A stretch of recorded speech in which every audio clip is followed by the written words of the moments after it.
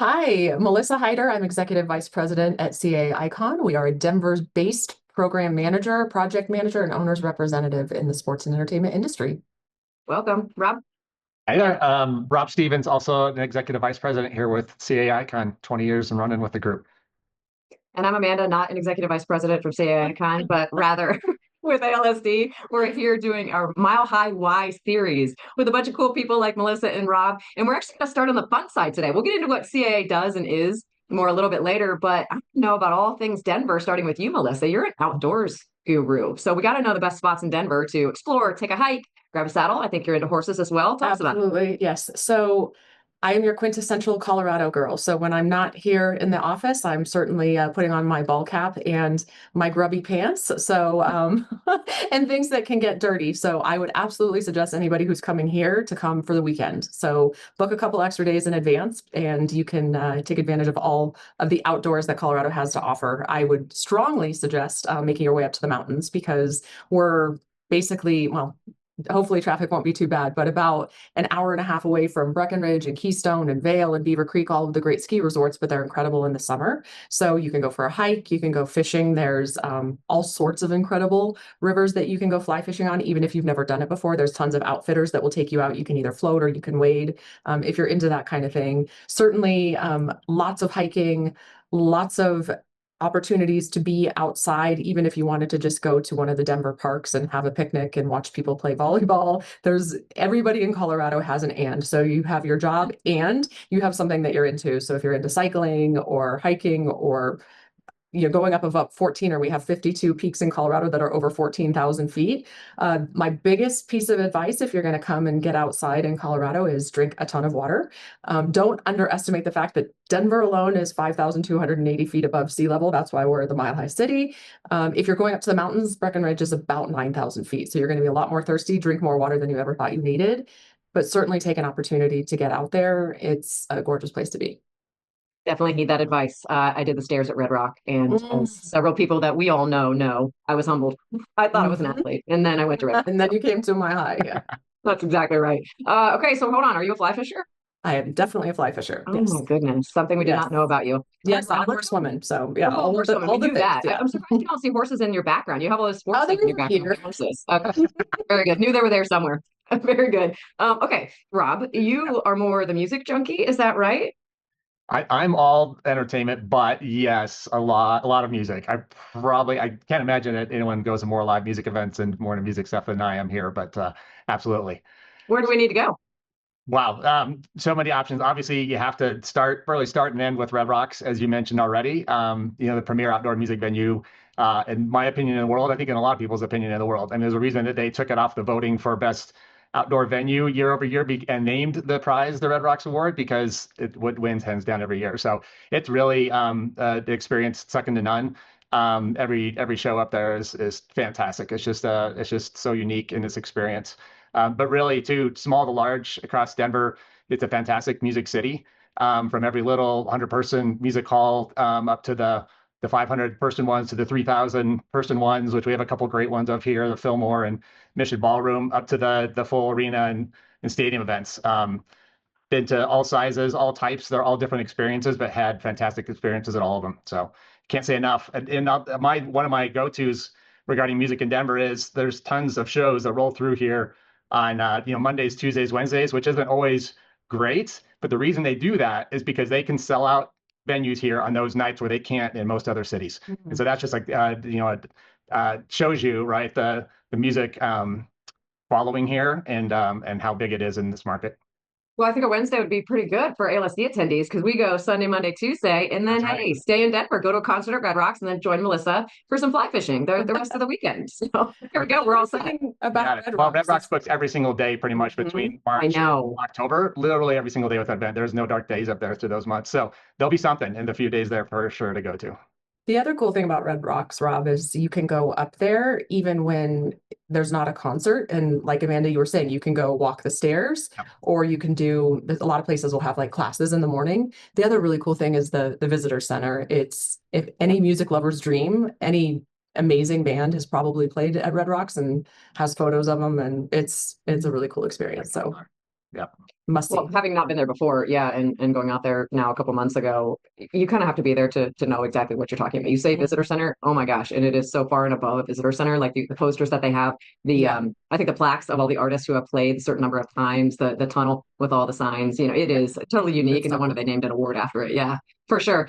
Let's go a little bit on the industry and the business side and understand a little bit more about what ALSD members should keep an eye on in Denver and the surrounding areas when we're there for the actual conference. These are industry folks. So what should we really be focused on when we're there with our sports executive hats on? So many great teams, so many great venues here in Denver. We've been lucky to be affiliated with many of them in the past. We're super lucky right now to be working with the Denver Summit Football Club on all of their new facilities going in. So a new stake in the ground with a great women's facility, group of facilities really going in around the Denver area here. So it's a fantastic city in all aspects with regards to the venues that are here, the venues that are coming, and really all that they offer. Denver's an incredible sports city. And like Rob said, we got our start in Denver because many of our staff had been part of the original sports venues here, including now called Ball Arena, then Pepsi Center, and where the Denver Broncos play in their stadium. And so that was our origin as a company, and it's truly an incredible sports city. You see in the headlines all of the incredible things that are happening with the future around Ball Arena. The Broncos have announced their interest in building a new stadium, what Rob had just referred to with the Denver Summit new stadium and training facility. So there's no lack of interest in sports in Denver, and the community of people who are interested in sports, developing around sports, attending sports games, and just overall enthusiasm is palpable that everybody will see when they come to Well, visit. we interviewed the summit, yeah, and they had mentioned that they were at 15,000 on the deposit side already, for tickets, and it was just with NWSL, that's incredible and really speaks Mhm. to what a sports mecca Denver is. And I think it's all of the ancillary experts and innovators such as you guys in the industry that are here too.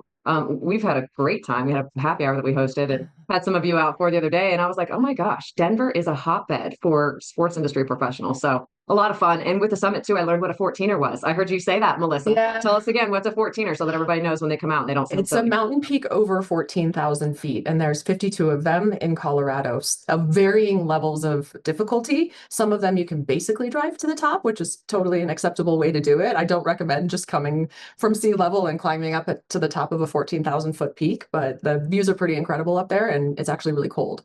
So it's above tree line, so you'll get a view that you don't usually get to see.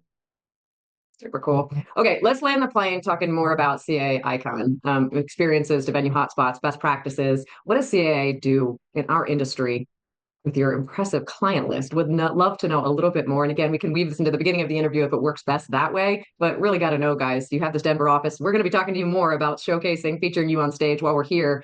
Give us a little teaser. Love that idea always. I think at its most simple, we represent owners through feasibility and planning, project management, and consulting for the sports, entertainment, and public assembly industry. So what that really means is anytime an owner is thinking about a new venue project or a renovation, we hope that they would call us and we'd be one of those first phone calls because we can help them understand what the market can support through market and financial feasibility and giving them the data they need to drive that decision making.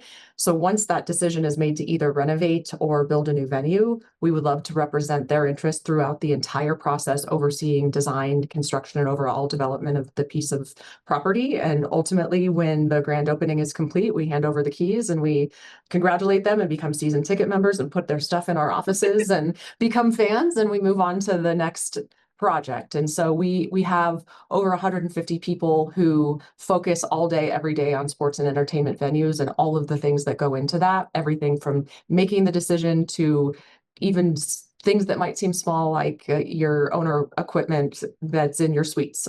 We can have expertise in all of those different areas and employ people all across the globe, primarily in North America, the UK, and Italy, to help owners oversee projects. And it's what we started doing in Denver 21 years ago, and we're still going strong 21 years later with over 150 people. And now we're part of CAA. We were acquired about 9 years ago. So we have a global network in sport and athlete representation, property sales, brand consulting, and of course, our legacy business in Hollywood. So we'd like to think that everybody's just about one phone call away. And we hope that we're on that phone tree.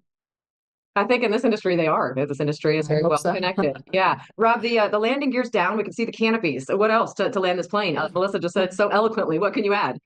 Yeah, well, I'd say, our experience here, and not only across our project experience and everything that we've worked on over the last 21 years, but also the individual's experience, the group, the staff in this company comes from all facets of design, construction, operations, financial advising, all of that. And so it's really a tremendous wealth of knowledge. And I think through that, we've been able to really kind of define our industry and define what it means to be owners representatives and owners advocates in this industry, and set those benchmarks and take it to a new level through owner representation that you don't see across a lot of the rest of projects in the industry. And so I think that's what sets us apart, is we can do that. And as things have evolved, I'm an electrical engineer.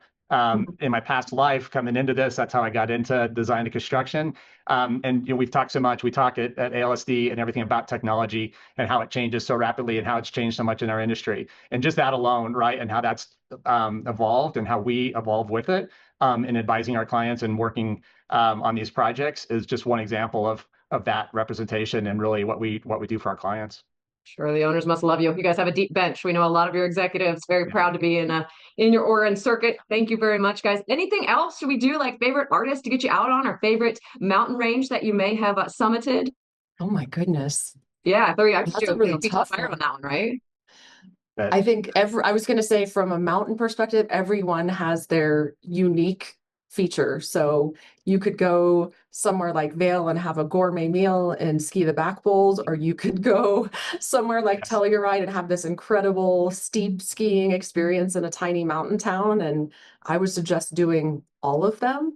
I think it's even somebody who was born and raised in Colorado, and I have the great privilege to see so many incredible cities, there are still days that I'm in awe of where we live. So as long as that keeps happening, I think people will keep coming, and a lot of people who come to visit stay. So I guess be careful. Be careful with your visit. You might end up here. Right? Your new mortgage will be in the Colorado area. Right. Rob, anything on your end? Yeah, just trying to hold on to our probably not best kept secret anymore about how great the climate is here, right? And what a great place it is to live. It's the good and bad of like telling everyone, screaming from the mountaintops how great it is, and then everyone wanting to come here and stay here, like Melissa said. But we embrace all of that. Love every aspect of it, from the foothills right here with literally biking trails like right outside and literally across the street from the high school I went to growing up, and then just right there all the way up to the fantastic mountain towns that she talked about, and everything else that Denver proper has to offer in the city, and everything to do around here. So yeah, really a bias as a Colorado native as well, but second to none. You guys are so spoiled. We'll get you out of here. Thank you so much. We cannot wait to see you all in the lovely Denver weather too. So We're see you all in a looking couple forward to months. Thank you again for doing this. Yes, of course. All right. Absolutely. Cheers, y'all. Amanda.